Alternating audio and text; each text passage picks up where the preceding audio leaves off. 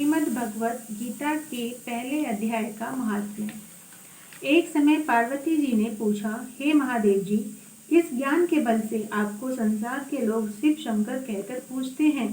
मृगछाला ओढ़े, अंगों में शमशानों की विभूति लगाए,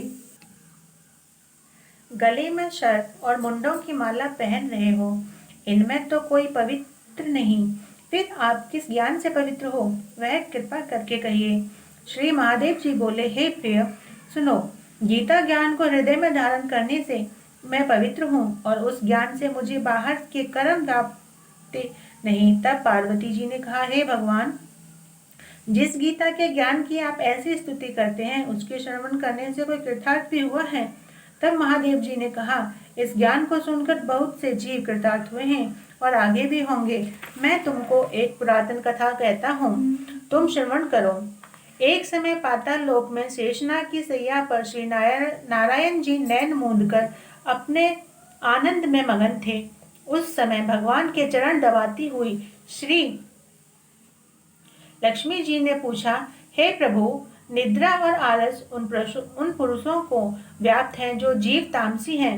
फिर आप तो तीनों गुणों से अतीत हो। आप जो नेत्र मूंद रहे हो, यह मुझको बड़ा आश्चर्य है। श्री नारायण जी बोले, हे लक्ष्मी, मुझको निद्रा आलस नहीं व्यापता। एक शब्द रूप जो भगवत गीता में है, उसमें जो ज्ञान है, उसके आनंद में मैं मगन रहता हूँ। जैसे 24 अवतार मेरे आकार रूप हैं, जैसे यह गीता शब्द रूप अवतार है, इस गीता में यह अंग है। 5 अध्याय मेरा मुख है, 5 अध्याय मेरी भुजा है, 11वां अध्याय मेरा हृदय और मन है, 16वां अध्याय मेरा उदर है, 17वां अध्याय मेरी जंघा है, 18वां अध्याय मेरे चरण हैं। सब गीता के श्लोक हैं, सो मेरी नाड़ियां हैं, और जो गीता के अक्षर हैं, सो मेरे रोम हैं। ऐसा जो मेरा शब्द रूपी गीता ज्ञान है, जिसके अर्थ में हृदय से विचरता हूँ और बहुत से आनंद को प्राप्त होता हूँ। श्री नारायण जी ने कहा, हे लक्ष्मी, गीता ज्ञान को सुनकर बहुत जीव कृतार्थ हुए हैं, सो तुम सुनो। शूद्र वर्ण एक प्राणी था जो चांडालों के कर्म करता था और तेल लवण का व्यापार करता था। उसने बकरी पाली। एक दिन वह बकरी चराने को वन में गया और वृक्षों के पत्ते तोड़ने लगा। वहां सर्प ने उसे डस लिया, जिससे तत्काल उसके प्राण निकल गए। मरकर उसने बहुत नरक भोगे। फिर बैल का जन्म पाया। उस बैल को भिक्षुक ने मोल ले लिया। वह भिक्षुक उस पर चढ़कर सारा दिन भिक्षा मांगता। फिर जो कुछ भिक्षा मांग कर लाता, वह कुटुंब के साथ मिलकर खा लेता। वह बैल सारी रात द्वार पर बंधा रहता। उसके खाने पीने की खबर न लेते। कुछ थोड़ा सा भूसा उसके आगे डाल देते। जब दिन चढ़े, फिर बैल पर चढ़कर मांगता फिरता था। कई दिन गुजरे तो वह बैल भूख के मारे गिर पड़ा, पर उसके प्राण नहीं निकले। नगर के लोग देखकर कोई तीर्थ का फल दे, कोई व्रत का फल दे, पर उस बैल के प्राण छूटे नहीं। एक दिन गणिका आई। उसने मनुष्यों से पूछा, यह भीड़ कैसी है? तो उन्होंने कहा, इस बैल के प्राण जाते नहीं, अनेक पुण्यों का फल दे रहे हैं, तो भी उसकी मुक्ति नहीं होती।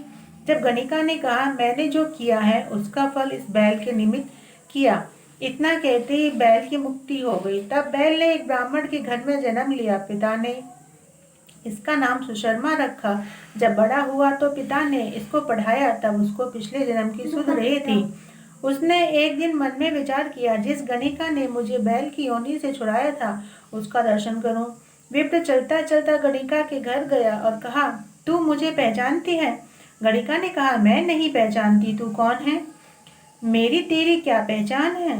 तो विप्र और मैं वैश्या। तब विप्र ने कहा, मैं वही बैल हूँ जिसको तूने अपना पुण्य दिया था। तब मैं बैल की योनि से छूटा था। अब मैंने विप्र के घर जन्म लिया है। तू अपना वह पुण्य बता। गणिका ने कहा, मैंने अपने जाने कोई पुण्य नहीं किया, पर मेरे घर एक तोता है, वह कुछ पढ़ता है, मैं उसके वाक्य सुनती हूँ। उस पुण्य का फल मैंने तेरे निमित्त दिया था। तब विप्र ने तोते से पूछा कि तू सवेरे क्या पढ़ता है? तोते ने कहा, मैं पिछले जन्म में विप्र का पुत्र था। पिता ने मुझे गीता के पहले अध्याय का पाठ सिखाया था। एक दिन मैंने गुरुजी से कहा, मुझको तुमने क्या पढ़ाया है? तब गुरुजी ने मुझे शाप दिया कि तू सूआ हो जा। तब मैं सूआ हुआ। एक दिन फंदक ने मुझे पकड़ लिया। एक विप्र ने मुझे मोल लिया। वह विप्र भी अपने पुत्र को गीता का पाठ सिखाता था। तब मैंने वह पाठ सीख लिया। एक दिन विप्र के घर चोर घुस पड़े। उनको धन प्राप्त नहीं हुआ तो पिंजड़ा उठा ले गए। उन चोरों की यह गणिका मित्र थी। मुझे उसके पास ले आए। सो मैं नित्य गीता जी के पहले अध्याय का पाठ करता हूँ। वही यह गणिका सुनती है, पर इस गणिका की समझ में नहीं आता जो मैं पढ़ता हूँ। वही पुण्य तेरे निमित्त दिया था। सो हे लक्ष्मी, गणिका ने भी भले काम ग्रहण किए, नित्य प्रति स्नान करे और गीता के पहले अध्याय का पाठ करा। इससे उसकी मुक्ति हुई। श्री नारायण जी ने कहा, लक्ष्मी, जो कोई अज्ञान या ज्ञानवश भी गीता का पाठ करे या श्रवण करे, उसको भी मुक्ति मिलती है। बोलो भगवान श्री कृष्ण की जय।